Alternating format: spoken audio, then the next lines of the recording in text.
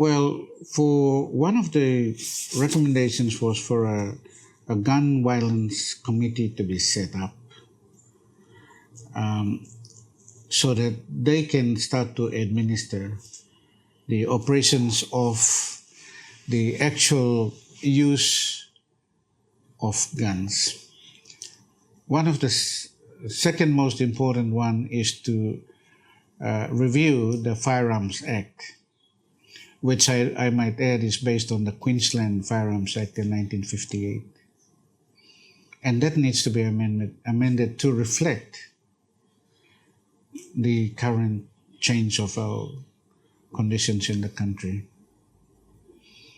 One of the most important consideration is for the Guns Violence Committee to look at the penalties to be awarded to people who misuse guns as a deterrent. So there's about 10 very important recommendations that the gun control that my committee has recommended. One of the biggest desire for the people is they wanted guns out of the community. In Hagen, in Mount Hagen, and in Wabeg, and in Wapnamanda, women, widows came and cried. It was a very emotional encounter with women. They said, "Hey, you look at me playa. Gan kay kemal man blam mi playa nogat man."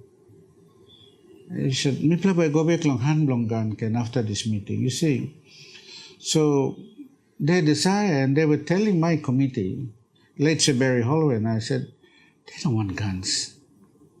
Why do we need guns for? So there was a general desire by the committee based on the final conference that we had in Goroka that there should be a moratorium for about 2 years, that all guns should be returned and destroyed. I mean, it requires for a national will. It requires for a government that is concerned about the welfare of its people. And I, as the chairman, I as a soldier, as a former general of our country, the Defense Force, I say that we don't need guns. We don't need guns. And that's the general desire of the people. 80% of the people didn't want guns, including warring factions up in the Highlands. Yeah.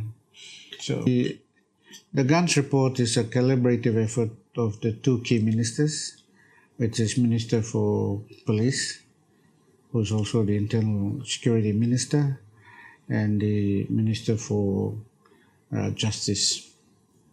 So there are two ministers, because it falls directly under their gambit, under their jurisdictions, because the Firearms Act is the custodian of the Firearms Act, and the registrar is the police commissioner. Okay. And now this is excluding the military. The military has its own act. The Defense Act under Section 202 of the Constitution enables the Defense Force to possess weaponry system to protect our sovereignty. It excludes the military. This particular act directly affects and falls in the jurisdictions of the police commissioner and the police minister, being the political head of the police force, reports directly to the Prime Minister and Cabinet, National Security, and of course collaborates with the Justice Minister, because the Firearms Act, various legislations from customs to defense to NACIA, other state agencies, all collaborate through the Justice Minister, because it affects legislations and various policies, operational policies that enables the use of guns. So I'm saying that I'm advocating quite openly here is that our politicians are too shy. They're timid. They don't want to take ownership of the guns. And as we speak, there's incidents of guns every 5 minutes in Papua New Guinea. You go to any police station and you will pick up the past 24 hours, the past 48 hours, the past 72 hours. You can see the occurrence reports, and 90% of incidents are related directly with use of guns. It's frightening. It is absolutely, and those are only reports that has been reported. And there are many, many reports related to use of guns for illegal purposes not reported for various reasons. Way forward, how do we fix that? Like I said, this government needs to seriously take the guns control report.